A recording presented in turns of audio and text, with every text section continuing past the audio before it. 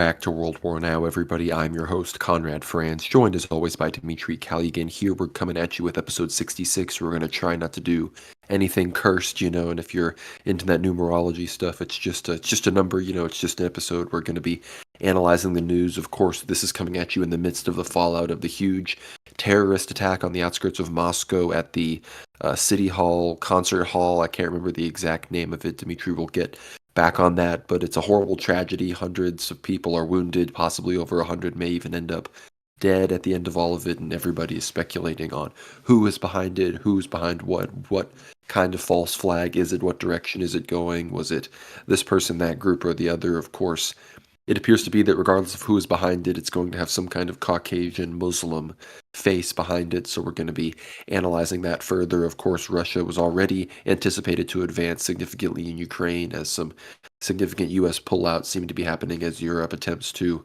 kind of pick up the slack as the U.S. seems to be refocusing elsewhere. Of course, we're going to be talking about the impending Rafah invasion as Israel has doubled down on its plans. We're going to be talking about China, Taiwan stuff, some big updates regarding the Kinmen Islands, of course, some Serbia, Kosovo stuff, as well as a myriad of other World War Now issues we're going to be talking about. Dmitry, how are you doing? Doing great, Conrad. The first week of Great Lent is coming to an end. Hopefully, we're all, getting through it. The triumph of orthodoxy approaches this Sunday, and unfortunately, this week has been marked with this really horrendous tragedy in Moscow, Russia, just in the northwest section, just outside of the main city, outside of the main highways on the outskirts, where most of the affordable housing actually is. And I even have relatives living to the west. I actually visited the shopping center. It's essentially a shopping center slash concert hall. It's this massive building complex, and this particular concert hall was called the Crocus Concert Center. And unfortunately, just literally less than 24 hours ago, it was attacked by a group of sort of unknown assailants who appeared to be at least Middle Eastern in appearance. But at this point, nothing's really confirmed. We'll kind of get into the speculation. But what has taken place is these assailants, these terrorists, have entered into the concert hall building. And of course, this is just like most modern concert halls. In the sort of foyer area at the reception, there were, of course, metal detector scanners and everything. And this happened in the deep evening at the end of March. So naturally, it was quite dark at the time. And these assailants wearing black, wearing Kevlars. Most of them, in fact, didn't have any face masks on. So the CCTV footage kind of shows their appearances. Some of them appear to have really dark beards, things like that. But some of them had caps on, and they were armed with sort of military grades, fully automatic AKs. Not sure which models exactly, but they were armed to the teeth, essentially military grade weaponry, Kevlars, armor, and they even had explosives. So they planted at least one probably C4 type explosive somewhere in the concert hall, which ended up collapsing the roof of the musical center several hours after the attack. And of course, once they did enter the concert hall itself towards the end of the presentation, people were already exiting, and they began firing on the crowd of people. The footage is quite explicit. You may have seen certain clips of it on our Telegram page, probably all over Twitter. It's not exactly recommended that people watch that sort of footage, so we tried to provide censored versions of it, but nevertheless, one of the worst terrorist attacks in Russian history since the 2004 Beslan hostage school crisis, which essentially was this massive ritual sacrifice of Russian children by these weird mountain people who claim to be Wahhabist Islamists in 2004. So that's an entirely different kind of story, which I think we'll get into through some of our articles, which we're publishing at the moment. We're essentially translating a book on the World War Now Substack, which you guys can check out. Especially if you're subscribers, you'll have access to the full book. Several chapters of it will actually cover the Beslan hostage crisis. But moving on to this modern situation, right? What exactly is unfolding is that we had this terrorist attack. The shootings took most of the lives, actually, of the people. There are like hundreds of people hurt by stray AK bullets, which essentially pierce most materials, walls, chairs. There really wasn't any defense for some of these innocents. And more than 70 people at this point, now that we're almost 12 hours removed from the tragedy, have been confirmed to have been killed. Initially, the number of deaths, Conrad, if you recall, was 40. And that was very interesting because they said, well, 40 people died, 40 people. And it kind of aligned again, not just with the 40 beheaded baby story, which Israel kind of put out as a fake news story. Again, where these people are obsessed with making these sort of false martyrdom claims. But this was not only a real occurrence, but also literally the day before this tragedy was the feast day of the 40 martyrs of Sebasti, the ancient Roman Orthodox Christians who were martyred essentially forced to stand out in a freezing lake in the early 4th century AD. And these are very ancient Orthodox Christian martyrs. They're celebrated by the Roman Catholics, even I think the Oriental Orthodox Christians, and of course us, the Eastern Orthodox Christians. And so this terrorist act, right, takes place on the eve of this weekend, and there's so much symbolism behind it. Just the attack itself. Ukrainians online, of course, cheering for this attack, really kind of demonstrably kind of showing their real demonic visage, I think. A lot of Western media sources, there's less crying about this particular event than there was for, let's say, the death of Navalny. The people on the other side, the people in Western mainstream media, are really exposing themselves. Their reaction to this potential Islamic/Ukrainian terrorist act, we're not quite sure exactly who caused it, is really telling. It's really showing that the enemy, in fact, does cheer on the death of Christians, cheers on the death of Russians, and this is not a military target. This is a literal like shopping center mall/concert hall, which, I've had family members visit it on occasion, maybe once every couple of months. It's a place where people go out for lunch, people go out for dinner, things like that. And it's just a horrible event. And I think this is kind of the biggest story of the week, just because, frankly, it's the largest terrorist attack on Russian soil since 2004. So in 20 years, really significant and very unfortunate.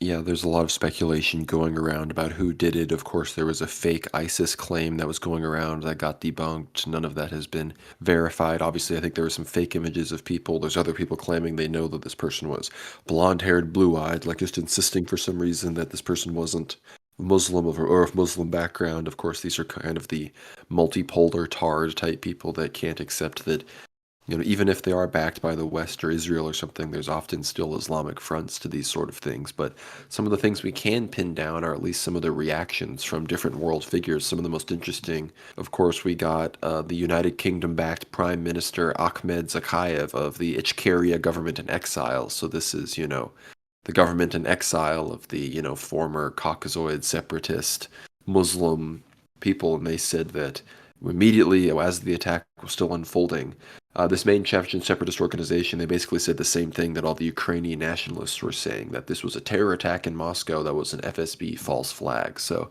the fact that they so quickly came out and said that proves that, there may very well be a Caucasian, Chechen, separatist connection. Of course, one of the more disgusting reactions came from the new Prime Minister of Poland, Donald Tusk, who ordered the Polish Secret Service to prepare for extreme regional consequences as a result of the terrorist attack in Moscow. He said this without issuing a condemnation of the attack. And then, of course, in a more friendly and respectable response, Alexander Vucic, he said that the U.S. and British intelligence services were aware of the terrorist attacks being prepared in Moscow. On March 7th, the American embassy called on its citizens not to visit the shopping center. Then the British and someone else did the same. This means that their intelligence services intercepted certain negotiations, received information, and knew that something would happen. He said this on the TV channel Perva. So Vucic, obviously he was issuing his condolences as well. So he seems to be making these connections with some of these announcements that the U.S. Embassy and the State Department made. I believe one of the U.S. Embassy announcements even mentioned a concert hall specifically, so people are talking all about that. They're talking about the movie Tenet and some of this other predictive programming aspects of it, and this, everyone thinks it's a false flag. The question is just who did it. Obviously, everybody's accusing the Russians of doing it, and then, of course, it makes a lot more sense that this would be a sort of Ukrainian-backed or Western-backed operation from any number of these separatist Chechen groups. Remember, just earlier last week, we saw, 6 people were killed and had to be taken out by the FSB in Ingushetia in some kind of Wahhabist operation. So this has been brewing somewhat within these regions. And of course, Moscow has some of the highest Muslim populations outside of the actual Muslim majority regions. So it's very interesting to note. And of course, there have been reports that one person was captured, but there are many other people as of this recording that are on the run still. So it's an impending story. Be sure to follow us on social media. We'll have the updates for you, of course. But Dimitri, I'm wondering, do you think, obviously it's entirely speculation as to who was behind this at this point, but I think it's no coincidence that this is happening so soon.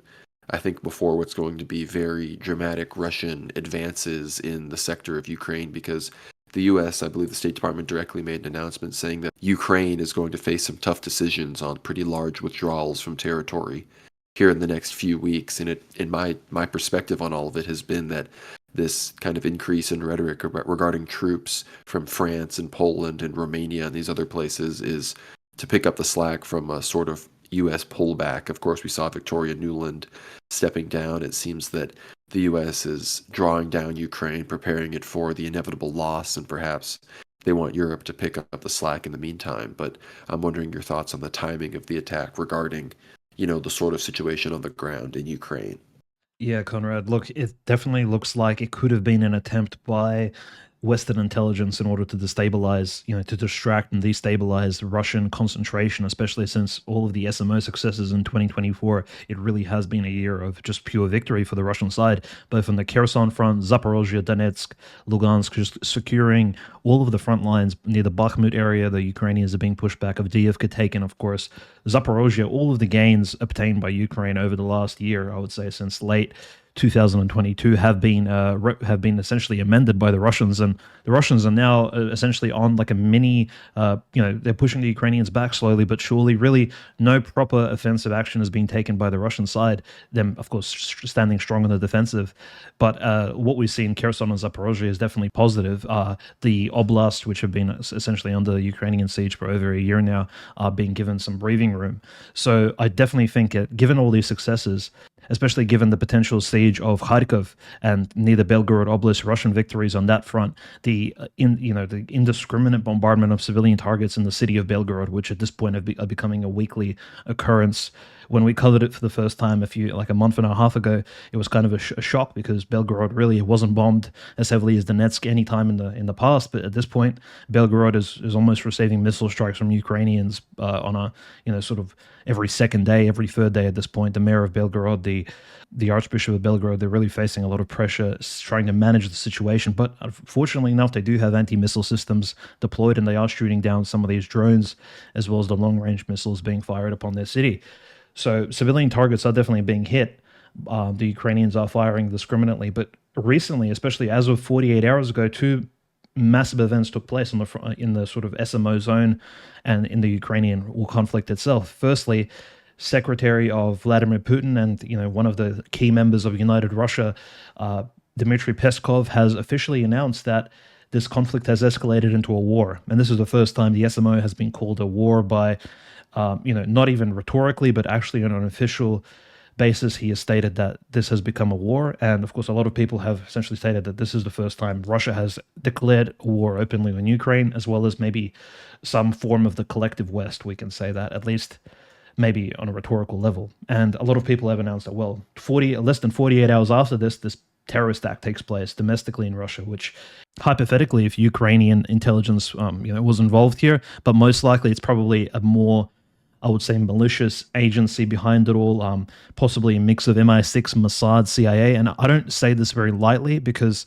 some of these agencies were found to be involved in previous conflicts, right? So historically speaking, we have seen the British Empire and even the French Republic, even the French Catholic Kingdom in the past, support countries with a very strong Islamic ideology, such as the Ottoman Empire and even the Persian Shia Empire in the past against Russia, against Orthodox Georgians, Orthodox Armenians, and various other minorities in the Caucasus Mountains, using Islamic proxies as well against the Russian Empire. Very important. You can read about Russian heroes such as Peter Kotlyarevsky and like the Siege of Karan, some of these fortresses which were built by essentially British intelligence in the 1800s, which were kind of imported, just similar to NATO experts today, building these defensive structures for Bakhmut, for some of these other defensive structures used by the Ukrainians. You read about Paskevich, read about Baklanov, Yermolov, all these heroes of the Caucasus Wars in the 19th century were fighting essentially against Islamic proxies enabled by both France and Great Britain. And we saw this explicitly kind of come to the forefront in the Crimean War, which we've discussed on the show plenty of times. We have a few A4 episodes which really go into the Crimean War quite deep.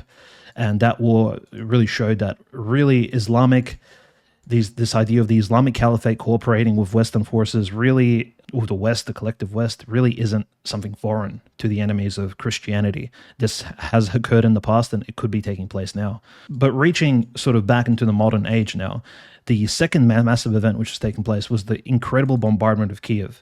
And Conrad, you probably saw the footage, a lot of key targets around Kiev, electricity stations, bridges, hydro stations. and even some officers of key sort of strategic decision making. So perhaps officers of the SBU have been hit by long range Russian cruise missiles. And Russia has given Kiev some breathing room. Over the last 44 days, there's been no reported massive strikes upon Kiev. So this is the first time in almost a month and a half when Russia has taken decisive action. And suddenly the response is, well, a massive terrorist attack in Moscow itself, just on the outskirts of the city, in a fairly affluent suburb with just regular people going about, no military targets whatsoever, and just a massive occult type event in order to demoralize through like a terrorist act the native Russian population. I think these two events is definitely linked. The fact that Peskov had the guts to actually name this a proper war, not just against the collective West, but against the terrorist regime of Zelensky. And so the enemy kind of bears its teeth at this time of, I would say, sort of temporary triumph of the Russian forces in the SMO front. And here are the results. This is what essentially they bring to us. They bring essentially inhuman action, and unfortunately, the Russian innocent people are suffering the consequences of some of these horrific, tragic decisions by the Ukrainian regime. And Dmitry, you mentioned on X that this was, on the eve of the Jewish holiday Purim, in the Chabad community of Moscow. They're holding their masquerade ball. So, very interesting to observe what the occult and, religiously wayward are doing in the midst of this sort of sacrificial, these kind of mass events. I'm not implying anything here, but you mentioned the Caucasoid connection with, of course, Wahhabism and Israel, and the connection there is very real. So we're going to be observing this as it unfolds and keeping everybody up to date. But you mentioned the escalations in Belgorod and Bryansk along the border with Ukraine, and that was a big deal because that was sort of what Russia launching hypersonics and these escalatory missile strikes on Kiev after giving it so much breathing room. That was what I thought to be a response to the big escalation of the huge amounts of Polish and German and other foreign troops and these foreign, battalions entering into Belgorod and Bryansk and doing all these propagandistic photo shoots and targeting civilians. That's what I thought that big strike was. And they then immediately escalate with this huge terrorist attack. So I think we are probably about to see the biggest shift in this war since even the Nord Stream moment. This might be the next big thing where things start to shift, which means, we're probably going to see some of those big territorial gains happen quicker than you've seen in the past few months, like we've been talking about even before this event happened, as occurring, at the beginning of summer and whatnot, when a lot of these advances in either direction seem to occur.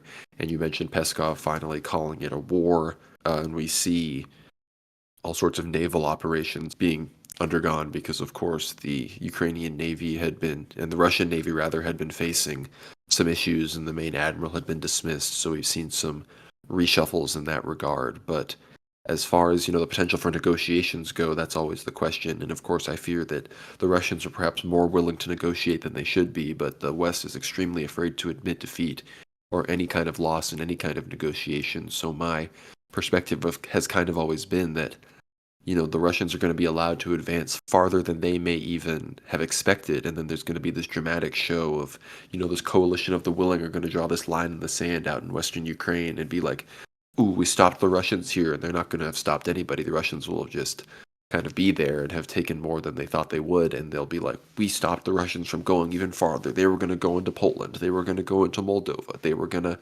go into Romania, whatever it was. They were going to go into Slovakia. Whatever it is they're going to convince people of, that NATO really needs to be expanding and beefing itself up because Russia is just this expansionist state, completely frame this new mythos, convince everybody of a lie. And that may be, I think, what ultimately happens. But, we'll see. There may still end up being a rump state. But Metropolitan Neophytos, in some of his recent interviews, like with TASS and with other Q&As he's done, he says that, prophecies talk about Russian troops in Kiev. So whether they occupy Kiev permanently or just go there to overthrow the regime, I think in some regard that is inevitable. And we do know that Belarus is on wartime mode right now and has been for a few weeks. So we're going to be watching that very closely. But Dmitry, I don't know if you have anything else to say about Ukraine specifically. Obviously, the terrorist attack and the results from that are unfolding. I don't know exactly how any other world leaders may or may not respond. The Tusk response, I think, was very telling, but at the same time, we see Israel basically saying that we will defy the entire world as Chuck Schumer, Biden, everybody in the West really is saying you can't go into Rafah. Israel seems that, I mean, they said that it doesn't matter who's against them, they're going to go in regardless. I think a lot of people have noticed, both in DMs and kind of have posted on our Telegram page, have sort of given their thoughts about what exactly has taken place in Russia during this terrorist act, how it may be related to Ukraine, and also the timing. Right, we speak about sort of religious festivals such as Ramadan, the Great Lent, very clearly, and how timing around so events such as Purim, people pay attention to this. It's not just us, myself, and you, Conrad, who actually look at the the timing of such events. We've spoken about how in Israel, the Israeli government actually really watches when Ramadan begins and when it ends in order to kind of judge how harshly they should treat the Muslims of the West Bank, for example. But here, what we see is this terrorist act, obviously, at least at first appearance, at first glance, it does appear that the people were of Middle Eastern sort of, of Middle Eastern background, right? That doesn't necessarily mean that they were, say, direct imports from out of Syria or ISIS or anything of that sort. They could have been local terrorists. They could have come over the border of Kazakhstan, which has no visa regime with Russia, and for which tons of heroin is imported every year illegally. There's a huge drug trade coming in from Central Asia, from Afghanistan, and all these other places, which essentially is unmonitored. And the Russian border patrols really have to work overtime in order to stop it. There's, people smuggling issues, things like that, constantly. That's all taking place in Russia at the moment. So the illegal immigration issue, of course, this kind of touches upon that. But I would say that two versions could be in alignment here, because again, we've seen these, as you mentioned, the Ichkerians, these various ISIS-related groups working with Ukraine and even alongside Orthodox groups such as like Orthodox Georgian mercenaries, allegedly Orthodox, frankly, working in Ukraine, fighting against Russian Donetsk, Lugansk troops, fighting against the local people of the Donbass. Really sort of despicable acts. So again, using Islamists, using Islamic proxies, this is very much one of the signatures of, I would say, Western post-Rothschild banker type Europe. And, unfortunately, this is what we may be seeing here.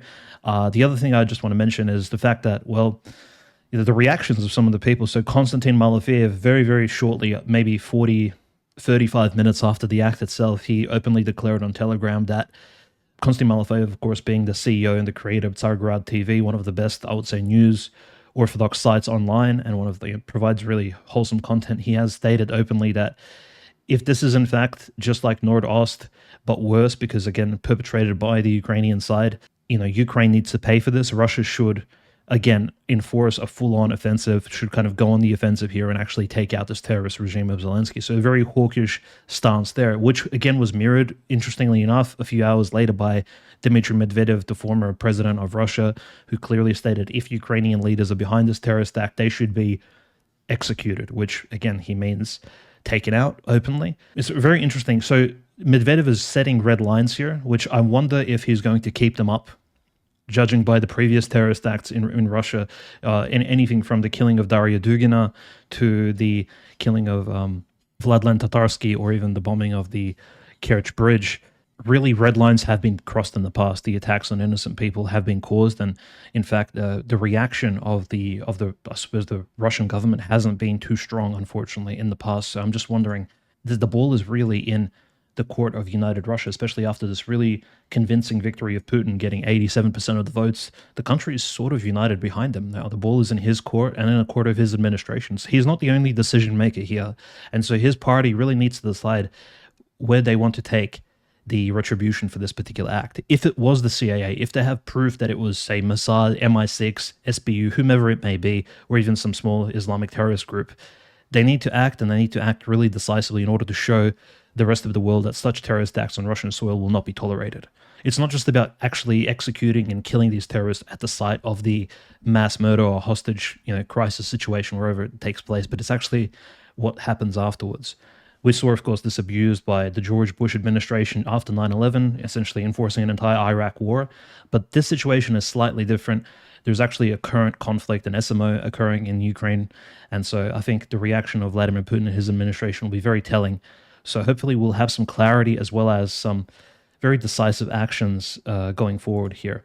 So just some strong statements. And the last one thing I want to add, just because it is Great Lent, it's very considerate that people keep the victims and their families in their prayers, because again, it's really trying time. Hopefully, they will publish the names of the victims online so that they can be commemorated in Orthodox churches all across Russia and abroad, because that's essentially what needs to take place, I think, in order for any real healing to take place domestically and just in the Christian world, especially during such a powerful time in the church calendar, right? It's just a horrendous event. And hopefully we'll see some decisive actions from the Russian administration. And, you know, the red lines, I think, have been crossed. Now we're just waiting for the reaction of our Christian leaders.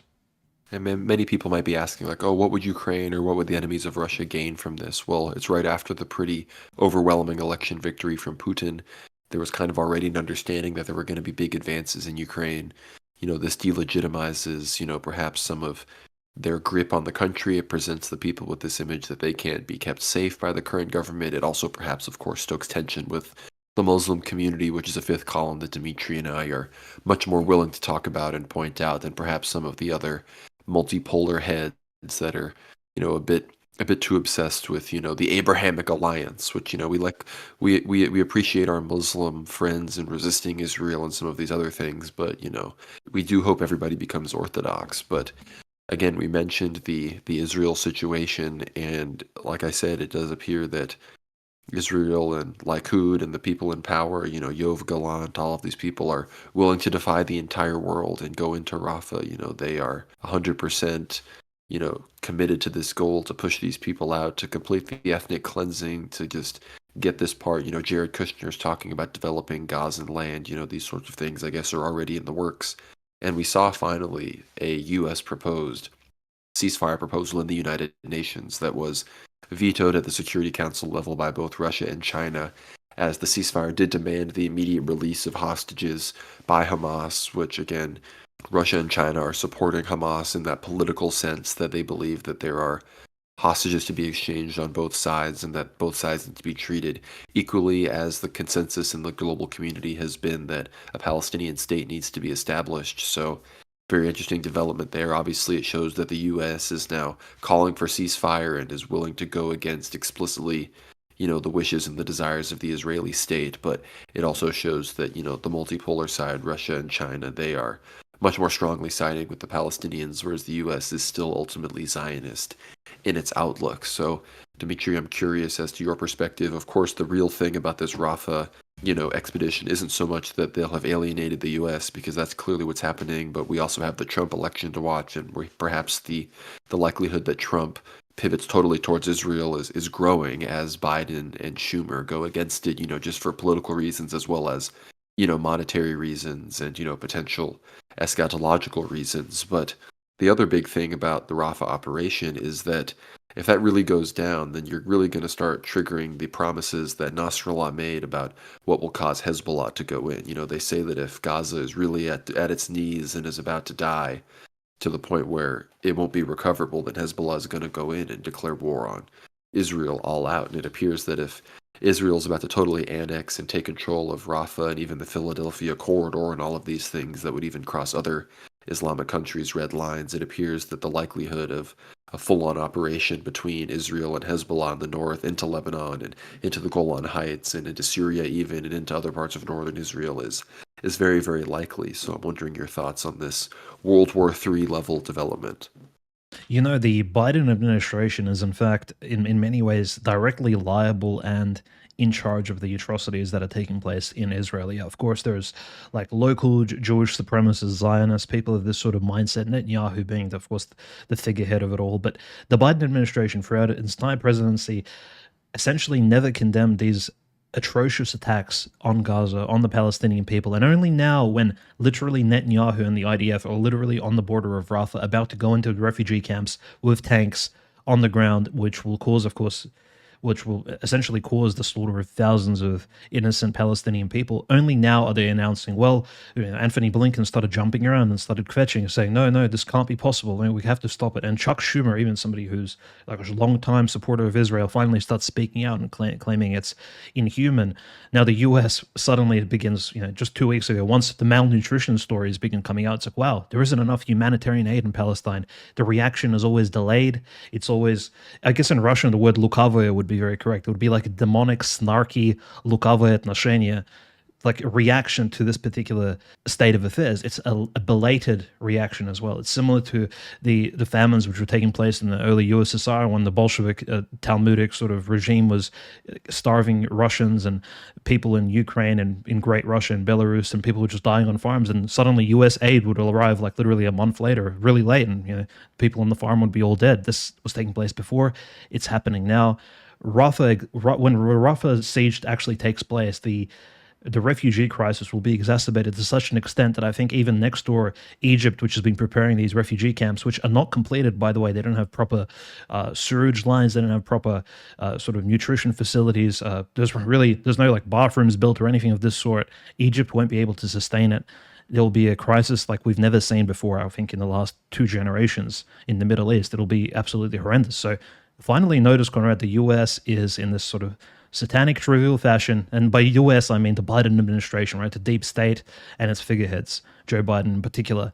They're finally admitting, hold on, the outcomes of the siege by Netanyahu and the IDF are actually going to be horrendous for the Middle East. Maybe now we can appear to be on the right side of history just before the elections as well. It's a strategic political PR type move, and we're going to claim that, oh no, we were actually against it the entire time. It's like, no, you guys had 6 months to essentially claim to apply pressure on Israel to stop the abuse over the Palestinian people, and you haven't done that. U.S. aid has continued to flow into Israel. We saw the U.S. aircraft carriers. We saw the American fleet. They're still harassing the Houthis in the southern Red Sea. These things are still taking place. The U.S. Unfortunately continues to support the Israeli regime, the destructive IDF, in a genocidal strategies taking place against the Palestinians. So make no mistake, despite what some of these leaders are saying, they had all this time to make changes. And it's like, yeah, of course, you can say better late than never. But in the case of, I guess, politics and public relations, we do have to admit that the Biden administration is using this for simple PR purposes before a mass slaughter takes place in Rafah, unfortunately. And I don't think Netanyahu is going to stop, even if Joe Biden directly now issues a condemnation of the Israeli, essentially Israeli Zionist regime. I don't think that Netanyahu has been, his spirit, his sort of evil spirit has been bolstered this entire time. And there really isn't, I guess, any sort of dampening of it that will take place. And the Biden administration, I don't think, is capable of doing it now. It's a little bit too far gone. And this is really sad and unfortunate because, yes, unfortunately, more Palestinians will suffer. And this includes the small amount of Christians which still remain in these refugee camps in southern Gaza of Palestine. Yes, it appears that, again, Palestinians have expressed fear that even Egypt would still shoot on them if they went over into the Sinai Peninsula, and this is just a broader issue. Of course, Jordan and the U.S. have continued humanitarian aid drops, but it's nowhere near enough for the millions of people that need the aid and have been starving. And of course, we've seen some recent videos of Israel just openly using drones and blowing up unarmed civilians walking barefoot, just looking for their houses. It's pretty barbaric, genocidal behavior, not surprising to anybody at this point, but some people, I think, are still getting woken up to this footage. But as far as the other broader resistance to Israel goes, of course, the Houthis are still one of the only ones really putting their money where their mouth is. Of course, Hezbollah continues to up their strikes and increase the amount of rockets and, increase their spread, as it were, across the broader spectrum of northern Israel and their claimed territories like the Golan Heights. But in some interesting news, it appears that Russia and China reportedly struck a deal with the Houthis to give them international support and perhaps even in the future, recognize them as the legitimate government of Yemen, so in a deal to basically have them not fire on their ships. Of course, somewhat recently, a missile did land fairly close to a Russian ship. Of course, perhaps it wasn't on purpose, but that throws into question how legitimate this deal really was. But that would make sense, as China and Russia have much more strongly been supporting Palestine in these past few days, and that they would then, want to basically allow the Houthis to keep doing what they're doing, but get some assurance for their ships. That isn't surprising to say the least, and is a bit of a development in, I guess, the legitimacy that the Houthis are gaining. Perhaps they've gained the respect of some of the other members of the growing multipolar, non-Atlanticist, non-Zog aligned countries. It's a very interesting development there. Of course, we mentioned Metropolitan Neophytos. If you want to hear more about that, be sure to listen to our Ether Hour episode from this week. It's going to be linked below. We talk about my question to Metropolitan Neophytos at the conference in Alabama. You can listen to the whole question in the episode. We get really into Candace Owens, going off the plantation and talking about her getting fired from Daily Wire and all this issues with the rabbis and things like that. But Metropolitan Neophytos, in some of his recent interviews, he really does talk about how we're getting closer to Israel directly striking Iran and their nuclear capability, and that becoming something that they're going to feel they need to do because they are wanting to build the third temple. And as the Houthis, who are of course backed by Iran, and the Islamic resistance in Iraq, which are the United Shiite militias, they have begun, I believe, launching some more attacks against Israeli proxies. I believe, was it the Houthis or some other group? It may have been the resistance in Iraq launched a strike on Tel Aviv, and the Houthis launched a missile on Eilat that made it through without triggering any Iron Dome defenses. So these groups have increased their missile capabilities and have been able to strike Israel where it seems to really count. So it seems that Metropolitan Theophitos, and the words of those like Eldris Galactia and Joseph of Atapedi and some of these other elders and saints that we talk about, it seems that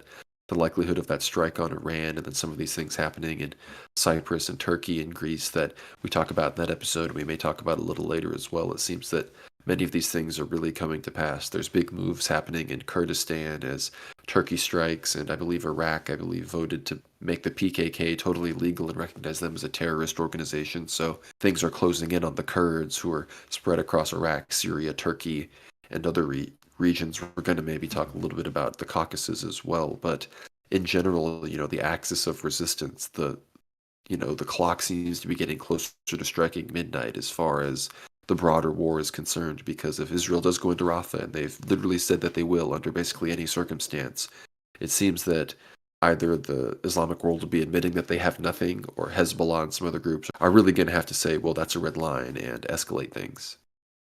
Yeah, that's right. It's really telling that in fact the entire world has been called out on its hypocrisy. I think, especially the Islamic world, for all of its claims of unity, despite recent issues in the Middle East, they've really shown themselves to be, in fact, not really that united. Right? We see this constant bickering between Turkey and some of the other Muslim states, such as Egypt. They're really competitors, I would say, in the arena. They can't get their sort of goals aligned in order to protect the innocent Palestinian people. And the only groups which are actually defending the innocent Palestinians, it's not even the Kingdom of Jordan, unfortunately. The King of Jordan, whose wife is a literal native Palestinian, even that kingdom, it's all bound by the interest of money. We've spoken how essentially it's not blood diamonds, but it's blood dollars which rule. It's the black oil and the bloody dollars which rule this particular land. And at this point, it's just that mammon religion which drives interests. No one really cares about principles and the defense of innocence, which, even the calls for peace, which are being ignored broadly by the international community. Unfortunately, the majority of Western so-called civilized countries, just Hezbollah and the Houthis essentially defending the rights of the Palestinian people on the ground actively, and of course groups internally such as Hamas and the Palestinians fighting back as much as they can. And this is, of course, we're almost 2 weeks into Ramadan at this point, and heavily into Great Lent. So all these religious festivals, if the Israelis do choose to push Rafah very strongly during these religious festivals, it'll cause, I think, even more harm spiritually as well as mentally and physically to the local population. And I'm not sure what kind of legitimacy Israel will obtain from this. But funny enough, right, as all of this is taking place in the Middle East, there are also still forces crying wolf, right? We have the Kurdistani resistance fighters in Syria claiming that Assad government is bullying them, claiming that Erdogan is striking against them. These bizarre separatist type forces. We have figures such as Pashinyan in Armenia crying as loud as possible, trying to essentially increase the volume to outcry those hundreds and thousands of Palestinian children who are being slaughtered, and claiming that Azerbaijan is planning another invasive strike, while Pashinyan himself receives foreign aid, which essentially is a provocation from France. So we're seeing essentially the preparation of a third Armenian-Azerbaijani war right before our very eyes, and the president of Armenia himself is probably one of the biggest provocateurs of this, despite the fact that he lost the previous two wars, as we've spoken about plenty of times prior. It's really crazy, because again, it's not like the Middle East and these politicians could focus on one particular issue and resolve it on the international arena. No, they're all trying to, it's almost like one large bed, they're all trying to sleep in it, and people are dragging the blanket onto one another. They're like, okay, I'm going to take the blanket for myself, it's cold, and they're all trying to fight over attention. And it's really tragic, I think, in the overall scheme of things. And just generally speaking, the entire Armenian-Azerbaijan conflict as it's being planned, I think, is really a precursor of the larger World War III, events which will take place. Metropolitan Neophytos speaks about it, the coming conflict between Turkey and Greece, this analysis has been provided to us by certain really deep Russian commentators, and they've kind of predicted. And again, this is speculation, but I think now that we can give this prediction, perhaps in the future it will, in fact, come to pass. Notice how Greece and Turkey really don't see eye to eye, despite the fact that both countries are members of NATO. And the Armenian-Azerbaijani conflict is very similar in that sort of case. Both countries are Western backed, essentially, but still they're warring with one another. It's almost like a precedent, like a test plan for the future Greece-Turkey conflict, which will take place in the Eastern Mediterranean. Essentially, Greece will play the part of Armenia, being backed by France and the European Union, and Turkey will play the part of Azerbaijan in this larger orchestrated conflict, the goals of which are kind of mercurial at this point and a little bit unknown. But I think for Erdogan, it's very clear that the future interests of Turkey and sort of this Ottoman revisionism, this Ottoman revival, is probably at the hem of that. Not sure what the goals of the Greek government are, especially given the recent legalization of gay marriage. It's probably just further westernization and just this bizarre bringing up of Greek nationalism. So in my eyes, Conrad, I think it's worthy to make this prediction that in the future, I think when we do see this preparation for the great Turkish-Greek conflict, it's almost going to be a PSYOP type event, essentially a recreation of the Azeri-Armenian conflict we saw in the southern Caucasus. And I think it's just a really dark sort of mode of analysis, but we do need to take this into account because, again, some of these European forces and some of these NATO globalist forces, they do play in very predictable light. And we do see French-Greek cooperation. We do know France as well. Just keep in mind, France and Turkey are not aligned. Despite both of the countries being in NATO, they are rivals. So we have to keep that in mind. France wouldn't mind supporting Greece against Turkey in any sort of given conflict. So we'll just have to see how this plays out in the grand scheme of things, especially since we approach this sort of hot phase of World War III. And the Armenia-Azerbaijan conflict, there's still a very likely chance that it goes hot in certain levels again within the next months and years because, this is from Pashinyan and some of the latest touring he's been doing and stirring things up again. People are saying that he's stirring this up for, just for electoral or for, international support reasons. But again, these local people are very concerned about all of this. This is from the Tavush region, which is northeast Armenia, the northern border with Azerbaijan. Even a small part of it is also bordering Georgia in the north. And this says that Pashinyan warned during a meeting with local residents of Voskapar, which is in that region, that if Armenia did not surrender these lands to Azerbaijan, it could potentially provoke an attack from Turkey. Nicole Pashinyan visited the border villages in Tavush to discuss the situation regarding Azerbaijan's claim to these villages. And this region has a lot of exclaves, like there are a lot of Azerbaijani villages that are fully surrounded by Armenia. There's Armenian villages fully surrounded by Azerbaijan. And Azerbaijan has really been trying to kind of clean up the border and fully enforce the straight line and take on these exclaves and enforce their exclaves in Armenia and push the border in. Residents of the villages in Voskapar and Baganas expressed their readiness to fight for their historical lands. In response, Pashinyan stated that if Armenia did not transfer these lands to Azerbaijan, Turkey would likely attack. After the meeting, the locals decided to create self-defense units.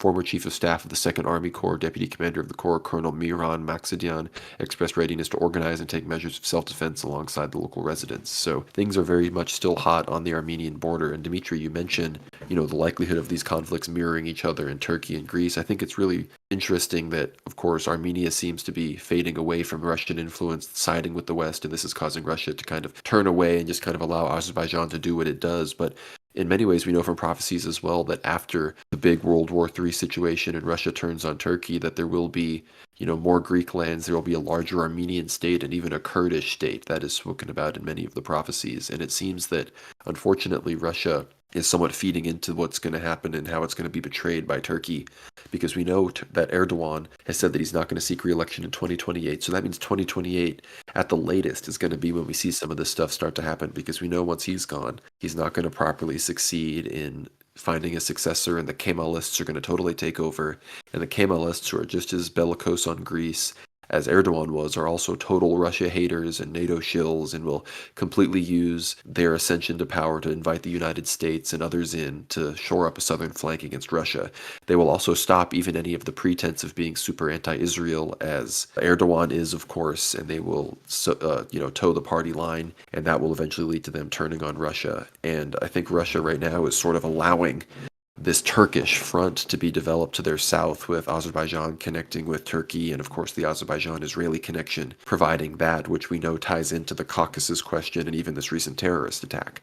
But with this connection happening, Russia is kind of allowing this unfortunate front that, if they were paying attention to the prophecies, they would know would come back to bite them later. But as far as the Turkish action goes, we know that they're going to pass through Cyprus, they're going to ravage Crete for a few days. They're going to hit some of these islands, perhaps Lemnos and Rhodes and some of these ones closer to Turkey, but we know they're going to hit Crete. We know this from, Eldris Galactia and some of these other, prophets and clairvoyant elders and saints of our time.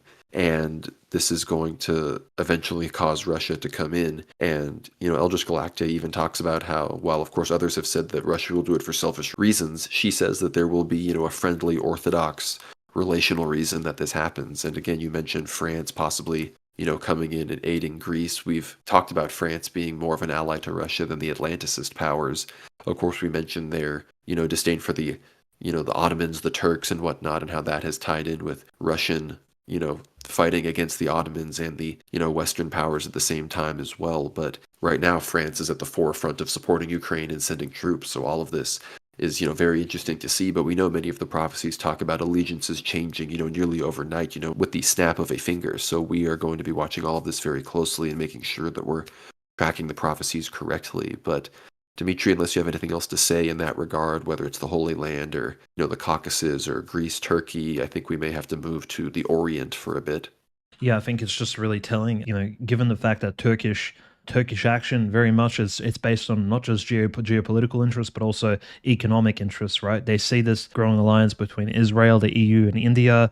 Really, Turkey is being ignored a little bit as this transit point for various goods, imports and exports from, say, the actual larger Orient itself through the Middle East. And so Turkey really does have concerns for the future. I think Erdogan's interests are not just those of someone who's playing along to the tune of, similar to Zelensky playing along to the tune of NATO. I think Erdogan has personal Turkish interests at play, but I think he may be very much playing into these larger prophecies, for better or for worse. And his potential strikes in the future against Orthodox Christian countries, not necessarily Armenia, but more like Greece, Russia, they're potentially on the cards here. And this neutrality that we see currently, but Erdogan not supporting Zelensky too strongly, but kind of keeping neutral in the Russo-Ukrainian conflict. I think the goal of this is in order to secure the Turkish economic, sort of recovery at the moment. They are fighting very large percentage of inflation. Turkey is not doing so well economically, so now is a time of stabilization and the gathering of forces, which Turkey is doing. I think that's very, very evident at this point. And this kind of probably involves Erdogan's opinions on Palestine as well. Why doesn't he want to make any open strikes or take action against Israel? It's because this is not in the interests of the larger Turkic people, who are not Arabs, they're not Palestinians, they're not related. The only relation to Palestinians is the sort of Sunni link, the Sunni religion, and that I think is not enough to kind of force Erdogan's hand. But moving on to the Orient, I think it's just really interesting how, again, it's almost like past colonial enterprises, which do include the Ottoman Empire, the French Empire, the French Republic, the British Empire. These interests, again, are now sort of touching even the ancient East. I think when we're back to sort of island colonialism, we're back to Macau, the colonialization of Japan, all of these other areas, and Taiwan, I think, appeared again on the radar this week for the first time in a few months, when really controversially, US troops were spotted literally just a few kilometers away from mainland China on some Taiwanese held islands, which is incredibly, I would say, hyperbolic and just provocative to no end. I think, especially given that China has really tried to stay off of everybody's radar for the longest time, and suddenly the US is just keen on perhaps forcing some further escalations elsewhere. Yeah, this is from the Wall Street Journal. Taiwan acknowledges the presence of U.S. troops on outlying islands. Rare comments came in response to a report that American Special Forces trainers would be sent to Kinmen, 3 miles off the Chinese coast.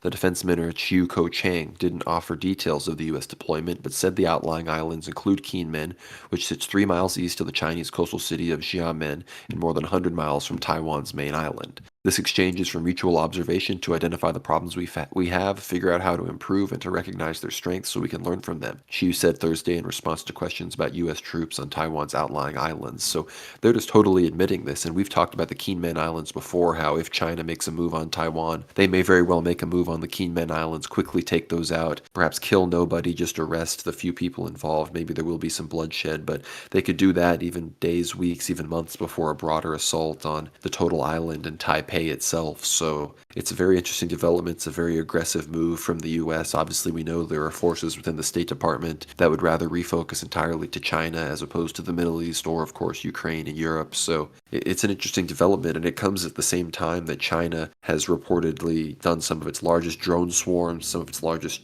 plane swarms. I think it was like 29 People's Liberation Army aircraft were detected over Taiwan in their airspace. There's huge amounts of maritime violations that China has been doing with larger and smaller boats. So China is very much, buzzing and checking out Taiwan and doing large-scale military drills, showing that, it will be reintegrated within, basically the generation that is currently in power's lifetime. So, very World War III-esque developments in the Orient between China and Taiwan, which is probably the current most dormant, ironically, conflict of all of the major civilizational conflicts we've been observing, but it is there nonetheless and will come to play, in the next few years, to say the least. So we're always going to be watching that. Dimitri, I don't know if you have any other takes on, the China, Taiwan, maybe Japan, Korea. There have been some developments there with Kim Jong-un. He's always been in the news for the past few weeks as well. But we do also have to talk about Serbia, Kosovo, because we mentioned Vucic's comments earlier, how he, seemed to be siding with Russia more strongly, perhaps preparing for a strong Russian advance and a Russian victory in Ukraine. But, Vucic, again, he's always playing both sides. So it's an interesting development that he seems to be pushing the Kosovo issue again and, having troops patrol, just meters away from the border. Yeah, I think the one factor and the element which links most of these stories together is the fact that both China, in suppressing the Uyghur population of these native Muslims of the Chinese mainland, as well as Japan, which has really deep concerns for any sort of Islamic immigration. I'm not here to sort of like bully Muslims, but there are these real concerns that East Asian countries have about these threats which Europe has been facing, and which they've been watching very closely as what has been taking place in India, Pakistan, and they don't want anything to do with that. So of course Japan comes out as one of the first countries to condemn the terrorist act. They don't really name the perpetrators because, again, perpetrators haven't been announced clearly. But if it does turn out that the groups that committed the terrorist acts in Moscow this weekend have in fact been of sort of Islamic extract or some sort of extremist Wahhabists, I think that would make sense as to why China and Japan are very condemned it very, very soon, because in fact they have their own domestic issues on play. And the Islamic element, of course, ties in very strongly with the former countries comprising Yugoslavia and the Serbian kingdom. So, we mentioned the issue of Bosnia a lot. Frankly, there are no real updates in Bosnia and Republika Srpska, but the interesting real sort of news story here is Vucic. Again, we do call him the cuck of Kosovo, and we do have reasons for naming him so at this point, but he is showing his sort of fortitude. He is rising, just like Dodik. He's kind of coming to the forefront. He's waking up a little bit and in essentially activating some of the Serbian patrols and the troops around the Kosovo region, which again, it's a majority. Kosovo is, that territory is unfortunately majority Islamic due to the forced refugee status of a lot of Serbians needed to leave that land during the Ottoman occupation, and even the some of the purges which took place locally during the Yugoslavian civil wars. Kosovo, a once thriving Orthodox region, has been, unfortunately, it was the forced abandonment, and essentially a genocide took place in this land. So it's a former Orthodox heartland of Christian Orthodox Balkans, which now has been occupied by local, post-Ottoman Islamists. Essentially, we're speaking about Albanians here, for the most part. So Albanian Kosovars do run this state, and as we know, this is again that weird Islamic NATO link, Conrad, where we have Western globalists supporting these Islamic minorities which cause a ruckus on Orthodox soil, and it's almost like they're very comfortable doing this. They don't mind using Islam as this battering ram, as this tool, as like a drill against Orthodox fortifications and Orthodox culture, locally speaking. We've seen this in Russia. We've seen this in the Balkans. We saw it against Greece multiple times. It's just a very curious type of strategy. So, Vucic coming out and kind of showing his teeth, now that he sees that, hold on, Greece, the path that Greece has taken, he sees it as an example of possibly a long-term loss There was no real benefit in acting like Greece and supporting these sort of liberal reforms in your own country. I think coming closer to Russia and doing what Dodik is doing, visiting Lukashenko, right? Visiting Minsk, speaking to the exarch, speaking to Patriarch Kirill, meeting Putin, perhaps that is the path forward for a real Orthodox Christian, I would say national state, and possibly Serbia, if it restores its monarchy, will become one of the Orthodox kingdoms of the future. And I think that's probably the path forward. And perhaps Vucic sees through the mist, which has been kind of drawn like a veil over his eyes throughout all these years, and he's been kind of playing this weird cock of Kosovo type character. But maybe this is the time. Maybe the Kosovo question is the one that will wake him up. I'm quite hopeful about it. But again, perhaps it's this Islamic element, this weird, like, hold on, the West is actually using these small Muslim groups in Kosovo and Bosnia against Serbian interests. Perhaps we should try to, maybe come closer with Russia and actually stop supporting Ukraine, stop supporting some of these bizarre globalist operations around the world, unlike Greece. I think that's a pretty good observation. I want to read this. This is a statement from Albin Kurti, the self-described Prime Minister of Kosovo. He says, "Days ago, Serbia's president issued an open threat. They are waiting for the best possible opportunity to invade Kosovo. Today, Serbian army units have been detected just meters away from our border. We are closely monitoring the situation for any attempt to cross into Kosovo territory." So, tensions are high again at the border. We've covered a few different flare-ups that have gotten more and less violent. Of course, there was the big monastery storming and that whole situation that we covered months back again. So it's a very, one of the not hottest, but one of the most tense fronts in the war, much like China, Taiwan, everybody's kind of waiting for it to go. And you mentioned, Vucic and the Serbs looking at Greece. Greece is the European Union, NATO, member par excellence of the Balkans. They're fully integrated, and it's really not going well for them. Of course, Greece has become the first Orthodox country to legalize sodomite marriage, and we hear reports of certain elders perhaps saying to certain people that this law will be repealed, and we can all really hope that that happens before countries like Cyprus or Romania imitate it and use Greece as precedent. But, of course, I think Serbia needs to be seeing what's about to go down in Ukraine, how the West is probably going to fail to succeed in any kind of negotiations and get anything that they want, and Russia will, even perhaps against its own will, be forced to take some large territorial gains.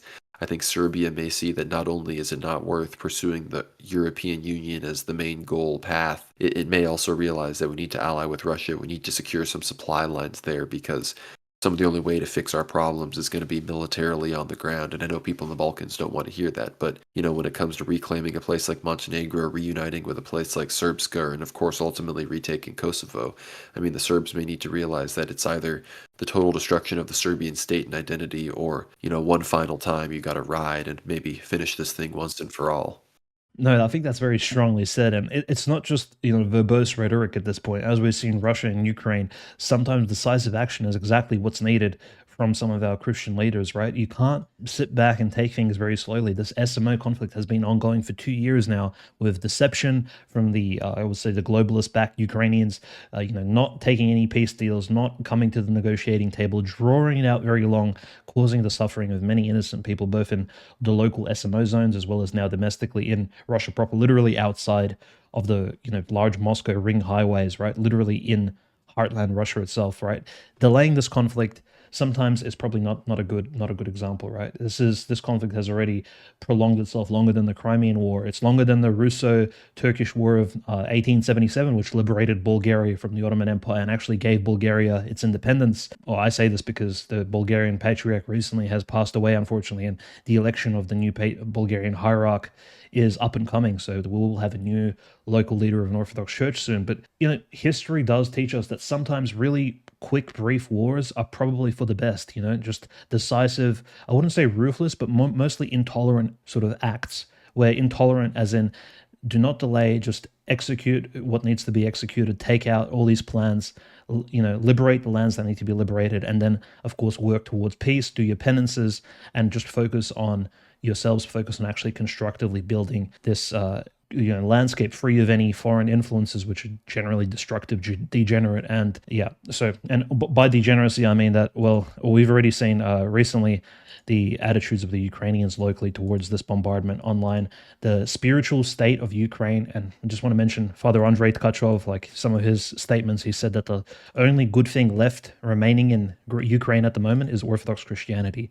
Everything else is rotten to the core. And even the famous Russian missionary Ignatiy Lapkin who works in the Altai mountain region. He is the most famous and most successful Russian Orthodox missionary layperson in the last 100, well, I would say 100 years since the Russian Revolution. Since that time, since the Civil War, he's catechized and provided. He's just spread so many Orthodox books around Russia during the Soviet Union. He's sat in at least several prison sentences. He's a real confessor of the faith, and he stated openly that Ukraine was always the forefront of not just corruption from westernizations, Latinizations, even some Protestant sort of teachings coming through different sects, different cults coming through Ukraine. It was always the vanguard of the Russian world, or the Orthodox sort of conservative world. But unfortunately, Ukraine, even ecclesiastically speaking, this is where most heresies actually come from on the Ukrainian territory. So it's not a surprise that this is where the conflict is taking place, because the devil walks on this land, unfortunately, and we see this very clearly through the persecutions which are taking place. So, I mean, conclusively, Conrad, when you say decisive action needs to be taken by Vucic, by Vladimir Putin, I think the evidence here, of course, is that Vucic won his election, Vladimir Putin won his election, both won fairly decisively. There's no real questions about it. The people, even, I mean, if we trust elections, which we don't really, but let's just say they do reflect some sort of collective conscious aligning with a particular personified leader. In that case, I think there really is no excuse in order to not take real decisive action, which will bring certain conflicts to an end. I think the situation across the board, of course, we see the church in Ukraine suffering as it is, and we see Kosovo. There are always situations where there's, again, it's not as overt of a persecution, but it's sort of a sense of unease and a sense of, these places and these monasteries on the border, in some places in Kosovo, they're relics of a sort of civilization that has been forced to retreat, past its borders. And, they, I think, are hoping to be reclaimed and are hoping to be, more full of pilgrims and worshipers, as opposed to facing the occasional threat of Muslim vandalism and other satanic activities. So much like we hope to see the end of the violence and persecution in the church in Ukraine, I think, Dmitry, you may have one or two updates on that. Of course, it's just a constant situation that we are covering, as the bishops are under an extreme amount of stress, and there's discussion, of course, of moving the relics still, and all of this horrible satanic talk and treatment of the Kiev caves and these other lavras that now for months have been under the control of schismatics, and thus the satanic Zelensky, Khazar state, as Metropolitan Neophytos would say. So it's a very unfortunate situation. But unless you have, I want to let you say any last things on that before we talk about the U.S. and a few other things, and then start to wrap this up.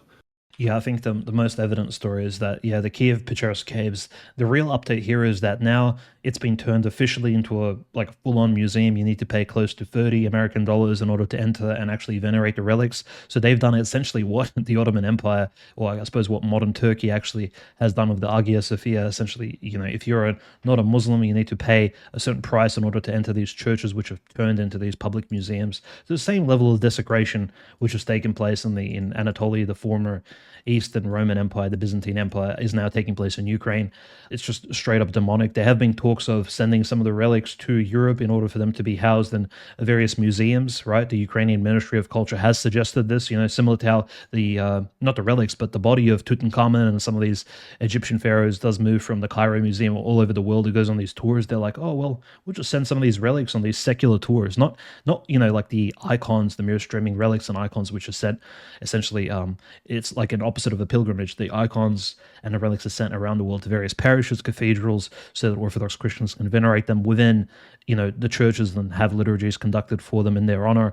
But at this point, it's these relics will potentially be taken all over Europe to various degenerate museums like the Louvre, etc., or maybe even just outside of the Vatican, things like that. So that Chinese, as well as other secular tourists, maybe people from abroad, people from Africa, all these various countries can have a look, take a selfie of the relic, things like that. Just disgusting behavior, which is unacceptable. That is potentially coming in the future. So another brief real story is that Ukraine officially, it's been passed, a law has been passed through the High Rada. Ukrainian clergy are now completely banned from serving in the Ukrainian military. So when we mentioned military chaplaincy, military clergy, and there's this real hope that, well, I guess Ukrainian Orthodox clergy of Metropolitan Onufri's church, could perhaps still catechize, could baptize, confess, and give communion to Ukrainian troops, those still canonical and those still loyal to the Orthodox faith, who haven't gone into schism or into various heresies. And we have seen these sort of degenerate acts before, where prisoner of war camps only have uniate parishes available to them. notice how if a Christian wants to pray and he's an Orthodox Christian, he has to go to a Catholic chapel in order to pray in a Ukrainian prison war camp. This is like Janissary level Satanism, right? This is some stuff you'd read from, like, I don't know, 17th century Turkish occupation of Greece, right? Just like destruction of the Orthodox faith on the ground. But yeah, here we see this very clearly. They're like, okay, we're going to ban Orthodox Christian chaplaincy in our army. So the Ukraine, when you say it's two Orthodox countries fighting one another, that's really not the case here. Ukraine is clearly persecuting Orthodox Christianity. They are promoting schism, promoting heresy, promoting various degenerate policies domestically, as well as supporting degeneracy on a foreign political level, including supporting the genocide in Gaza and Palestine, support of Netanyahu, all these various demons. But now they're banning Orthodox catechism in the military? Why? What are the goals here? And I think the goals are much darker, Conrad, than simply what may be given. It's not just an anti-Christianity. It's because when these white Slavic Russian youth who at the moment call themselves Ukrainians and join the army and are conscripted forcefully, perhaps, before they go to die under Bakhmut or Avdiivka against their own brothers on the Russian side, they do not want these people to be communed before they pass. They don't want them to have confession available. They don't want them to be baptized, catechized. This is, again, it's a ritual war, another ritual war, which we, again, will discuss, and which we'll be looking at throughout the coming weeks. It's just very, very telling. Some of these acts are explicitly anti-Christian with very dark inbuilt agendas.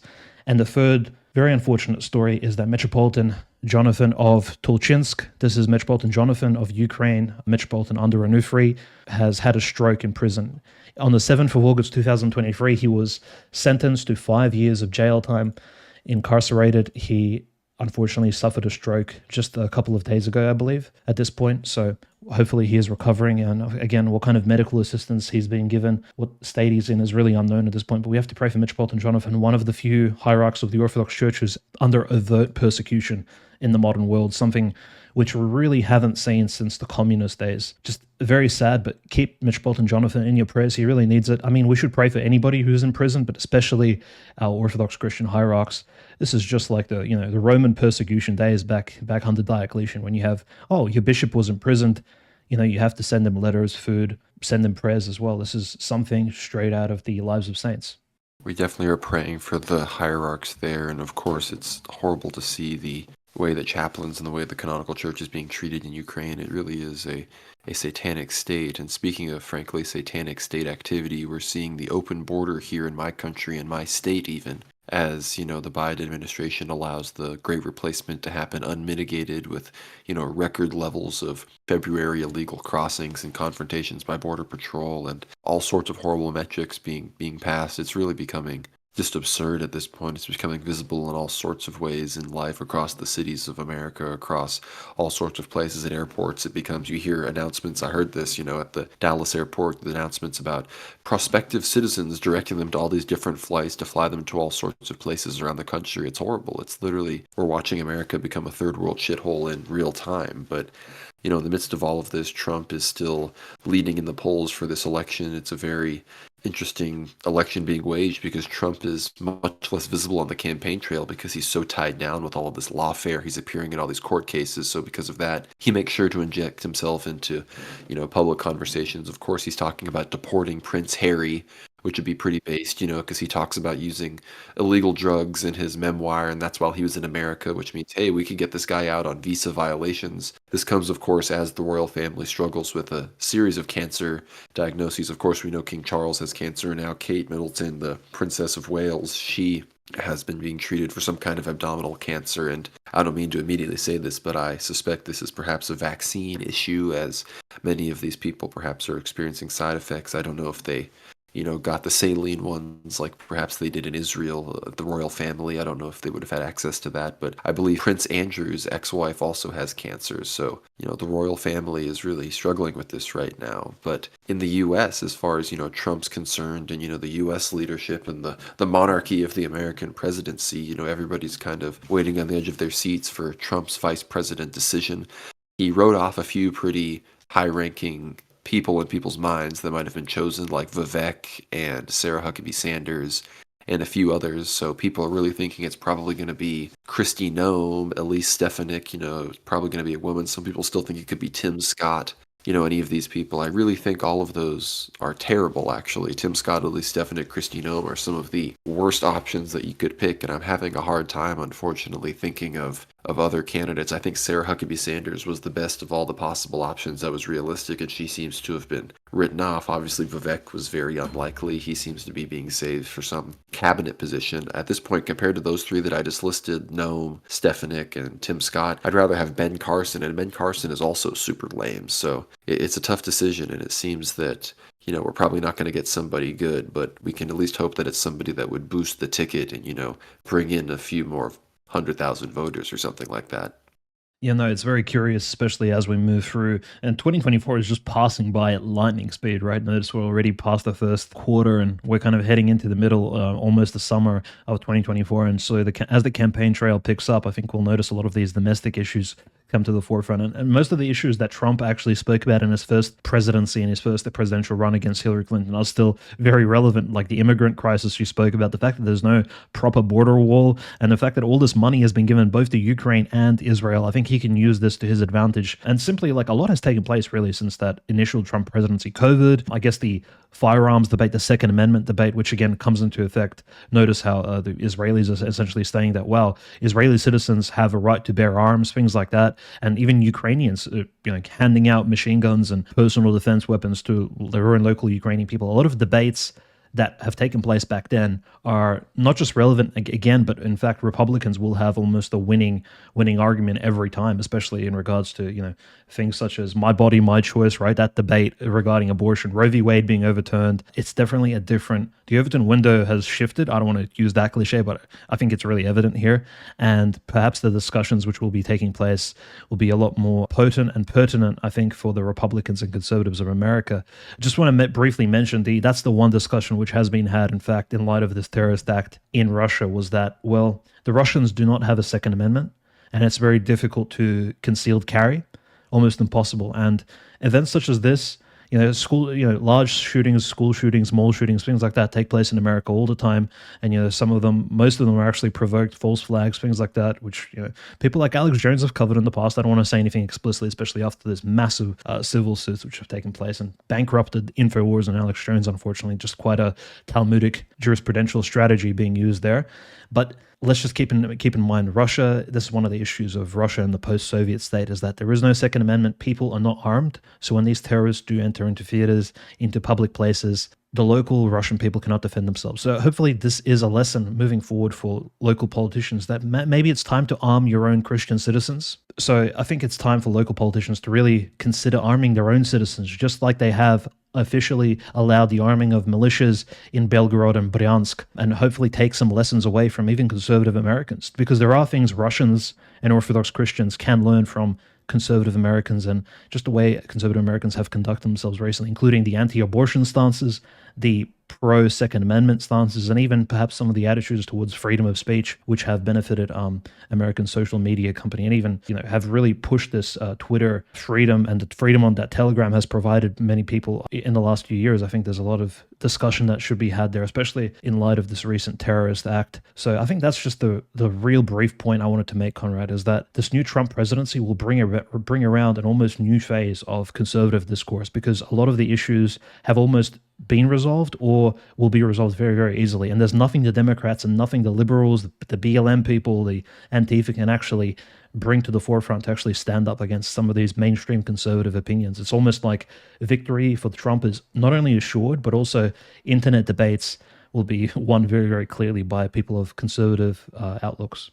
When you talk about things Orthodox people can learn from Americans, I've been on a bit of a sacred harp music kick. I think we need Orthodox sacred harp music, but there's also, Candace Owens. We're not going to give our full take on her in this episode. If you want to get our full take on her firing at the Daily Wire and her taking on these rabbis like Shmuley and Barclay and these other nefarious characters, be sure to check out the Ether Hour. It's going to be in the link below. It's episode 34. Behind the paywall, we talk all about it. That's after we talk about the hit piece in Texas Monthly, as well as Metropolitan Neophytos' answer to my question. So it's a great episode all around, but behind the paywall, we no holds barred, we talk about the situation with Candace Owens. So be sure to check that out. She's being very brave. She's talking about exploring Catholicism and Orthodoxy. So be sure to keep her in your prayers as, those princes and powers and darkness of this world are going to be coming after her in the midst of all of this. So she's being very brave. So thank goodness for her. Another thing that perhaps certain Orthodox people or people around the world could learn from a brave American. So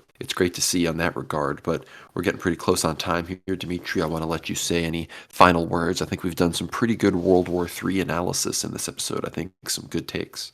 Yeah, I think, look, it's the week has really been defined by this tragic terrorist act that took place in Russia, this horrendous sort of act. And I think we'll be looking, searching the news for you guys, building the sort of brief for next week's episode, because it will be very interesting to see how not only various countries but especially Russia reacts and how it actually acts out and deals retributive justice. Which I mean, retribution is needed in this case. I know it's great land and people need to be humble, but again, this is the authority that's vested in the state.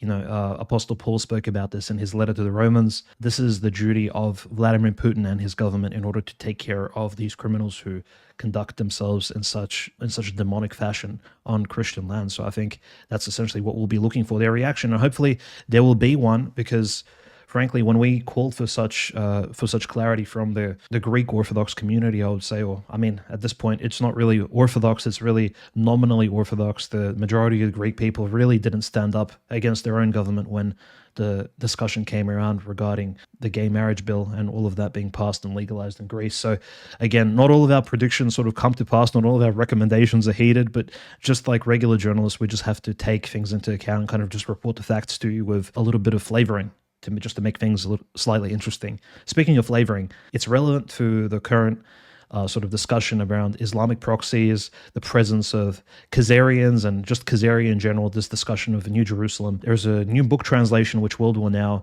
myself and Conrad are releasing. The first chapter is already out on the World War Now Substack. It's a book called Ritual War by a Russian Orthodox monarchist writer named Nicholas Kozlov.